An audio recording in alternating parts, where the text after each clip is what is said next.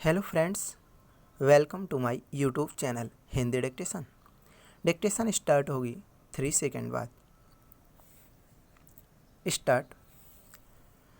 देश पर किसी भी किस्म की आपदा के वक्त राजनीतिक दलों से यह उम्मीद की जाती है कि वे आपसी मतभेद छोड़कर देश हित के लिए काम करेंगे।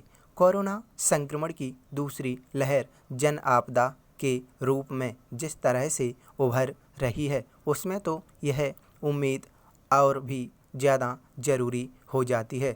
इससे इतर सियासतदानों के जुबानी हमले सब जगह हो रहे हैं, केंद्र सरकार पर भी और राज्य सरकारों पर भी। ये हमले एक जैसे मसलों पर हैं, कहीं कोरोना संक्रमितों के उपचार को लेकर, कहीं संक्रमण रोकने के लिए सरकारी स्तर पर किए जा रहे प्रयासों को लेकर, तो कहीं टीकाकरण को लेकर पैरा। राजनीतिक दलों व उनके नेताओं के इन जुबानी तीरों की भाषा भी जब सत्ता में होते हैं तब अलग होती है और विपक्ष में रहते हुए अलग। इस भयावह दौर में राजनीतिक दल एक सुर में कहीं दिखे तो सिर्फ चुनाव कराने को लेकर व रैलियों के आयोजनों को लेकर। इन सब के बीच पिसती रही सिर्फ जनता, जो चुनावों से लेकर कुंभ तक के आयोजनों की सियासी मंजूरी के नतीजों को अब भुगत रही है। कोरोना संक्रमण के भयावह दौर के बीच यह राहत की खबर जरूर है कि सरकार ने वैक्सीन अब 18 वर्ष से अधिक उम्र के सभी लोगों को लगाना तय किया है। साथ ही कंपनियों को, राज्यों और खुले बाजार को वैक्सीन आपूर्ति की छूट भी दी गई है। टीकाकरण का यह तीसरा चरण होगा, लेकिन पहले 2 चरणों पर नज़र डालें तो 45 से अधिक आयु वर्ग के लोगों को टीका लगाने का कार्यक्रम भी आधा अधूरा रहा है। वैक्सीन कम होना इसकी एक वजह हो सकती है, लेकिन बड़ी वजह यह है कि टीकाकरण को लेकर लोगों में भ्रांति व डर को खत्म करने का प्रयास मजबूती से नहीं हुआ। इस बीच केंद्र राज्यों में खींचतान भी कम नहीं रही। पैरा। पूर्व प्रधानमंत्री डॉक्टर मनमोहन सिंह के सरकार को दिए सुझावों तक पर सियासत नज़र आ रही है। होना तो यह चाहिए कि सरकारें चाहे केंद्र की हों या राज्यों की, संकट की घड़ी में प्रतिपक्ष को विश्राम में लेकर काम करें। अनुभव तो यही कहता है कि दिखावे के लिए भले ही विपक्ष से संवाद की बात की जाती हो, लेकिन सरकारें करती वही हैं जो उन्हें करना होता है।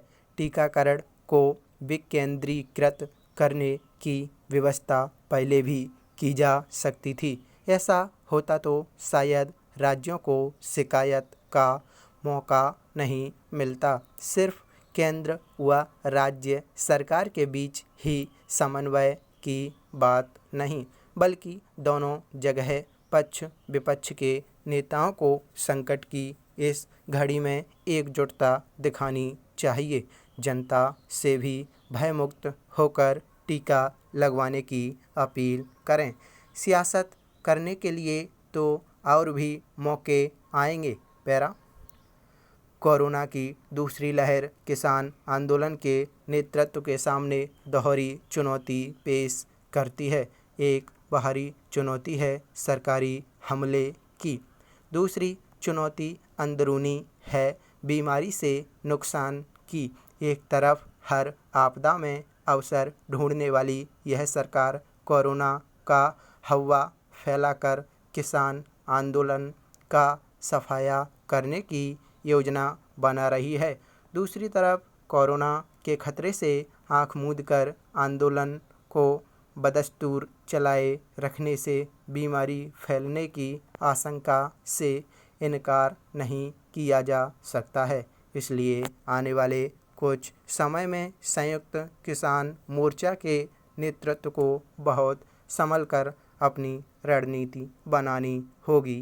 पैरा पिछले सप्ताह कुछ खबरें आईं कि केंद्र और हरियाणा सरकार मिलकर एक ऑपरेशन क्लीन की योजना बना रहे हैं। इससे किसान आंदोलन का सफाया करने की योजना है।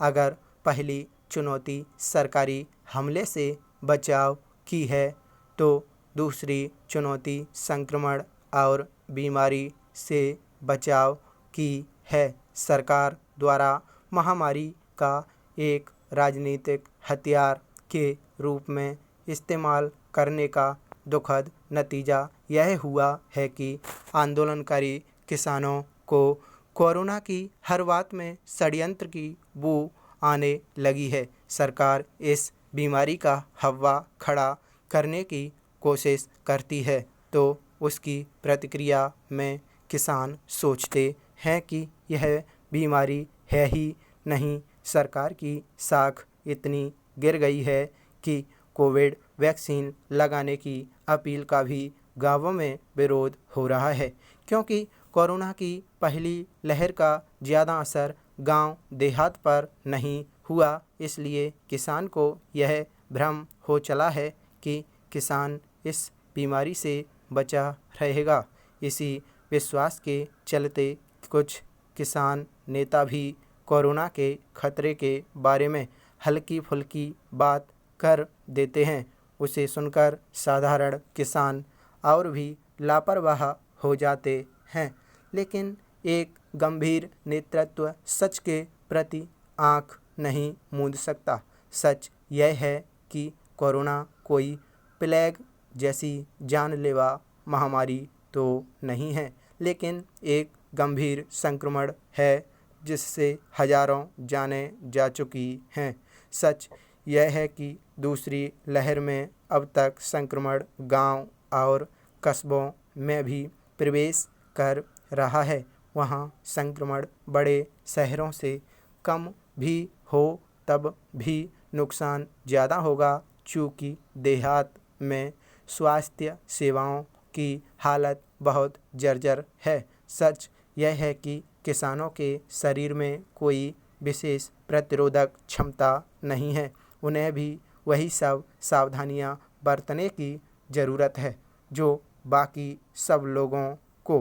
पैरा इन चुनौतियों को मद्देनज़र रखते हुए संयुक्त किसान मोर्चा ने एक समझदार और संतुलित ऐलान किया है कि सरकार के ऑपरेशन क्लीन का मुकाबला किसान आंदोलन के ऑपरेशन शक्ति से किया जाएगा। इसके तहत पुलिस कार्यवाही की संभावना को खत्म करने के लिए संयुक्त किसान मोर्चा ने सभी किसानों को अपने मोर्चे पर वापस आने का आह्वान किया है।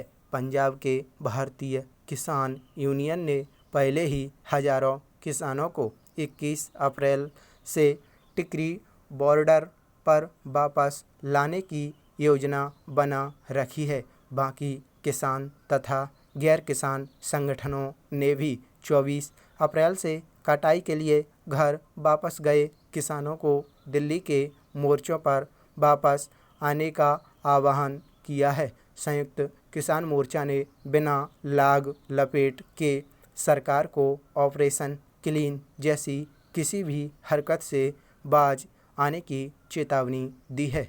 पैरा 3 किसान विरोधी कानूनों के खिलाफ शुरू हुआ यह ऐतिहासिक किसान आंदोलन एक साथ कई मोर्चों पर लड़ाई लड़ने की ऐतिहासिक जिम्मेवारी भी स्वीकार कर रहा है। काश बड़ी कुर्सियों पर बैठे नेता भी इन आंदोलनकारियों जैसी जिम्मेवारी दिखा सकते। स्टॉप। साथियों, यदि आपको यह डिक्टेशन पसंद आई है तो इसे लाइक करें, शेयर करें और हाँ, यदि आप हमारे चैनल पर पहली बार आए हैं तो चैनल को सब्सक्राइब करके बेल आइकन ज़रूर प्रेस करें, जिससे आने वाली वीडियो की नोटिफिकेशन सबसे पहले आपको मिले। इस वीडियो की PDF डिस्क्रिप्शन में दी गई है। धन्यवाद।